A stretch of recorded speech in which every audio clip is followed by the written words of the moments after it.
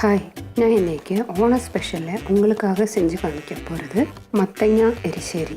இது ஒரு கேரளா டிஷ்ஷுங்க. பூசணிக்காவும் காராமணி பயிரும் சேர்த்து செய்கிற ஒரு டிஷ்ஷு தாங்க அது. இதுக்கு நீ என்னென்ன தேவைன்றது நம்ம இப்போ பார்க்கலாம். காராமணி ஊற வச்சு வேக வச்சது 1 கப்பு, மஞ்சள் பூசணிக்காய் ஒரு சின்ன பீஸு,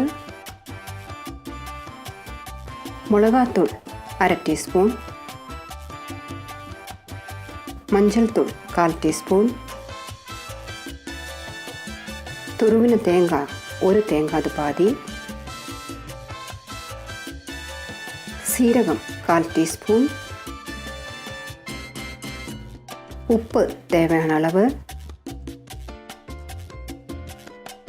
ஆயில் 2 டீஸ்பூன், நெய் 1 டீஸ்பூன், கடுகு 1/4 டீஸ்பூன், கறிவேப்பிலை தேவையான அளவு, காஞ்ச மிளகாய் தேவையான அளவு, தண்ணி தேவையான அளவுக்கு. இது எப்படி செய்யறது நம்ம பார்க்கலாம். காராமணி நான் முதல்லையே வேக வச்சுட்டேன். அதனால இப்போ இந்த சட்டியில் கட் பண்ணி வச்சுருந்த பூசணிக்காவை சேர்த்து கொடுக்குறேன்.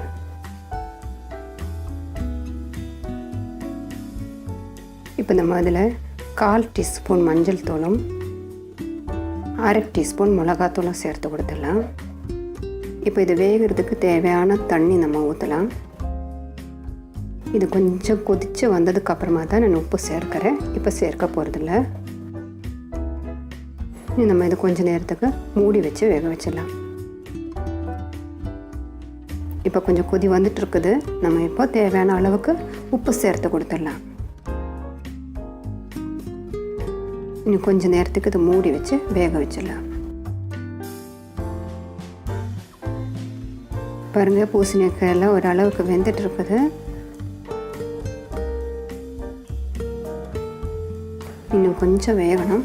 இப்போ நான் காராமணி வேக வச்சதை சேர்த்து கொடுக்குறேன்.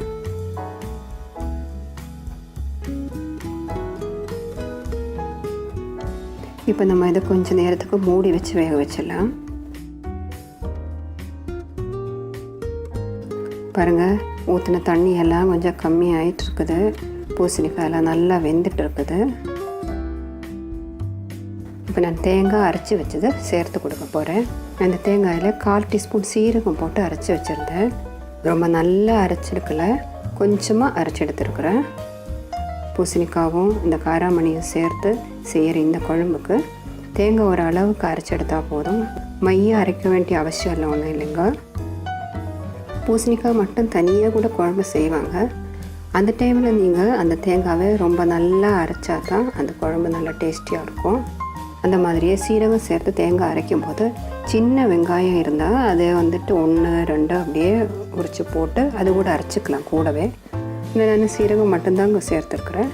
நம்ம இந்த தேங்காய் சேர்த்ததெல்லாம் கொஞ்சம் நல்லா கொதித்து வேகணும். பூசணிக்காய் கொஞ்சம் உடைச்சி கூட கொடுக்கலாம். ஆனால் நான் நீங்கள் உடைக்கலை. வாயில் அது கொஞ்சம் கடிப்படும் போது கொஞ்சம் இனிப்பு, கொஞ்சம் காரம், அது 2 சேர்ந்து ஒரு நல்ல டேஸ்ட்டாக இருக்குங்க.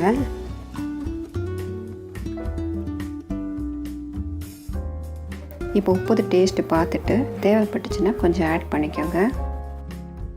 பாருங்கள், இது ரெடி ஆகிட்டுருக்குது. நம்ம இனி கடுகு கருவேப்பிலை எல்லாம் கொஞ்சம் சேர்த்து வறுத்து போடலாம். அதில் நான் ஒரு கடாய் சூடாக வச்சுருக்கிறேன். கடாய் சூடானதும் நான் அதில் 2 டீஸ்பூன் எண்ணெய் ஊற்றி விடுறேன்.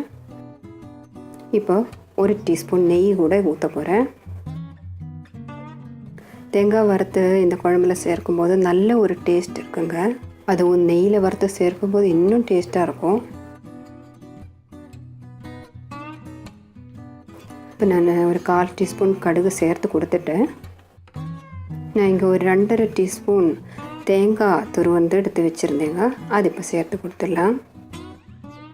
இது ஒரு லைட் ப்ரௌன் கலர் ஆகிற வரைக்கும் வதக்கணும்.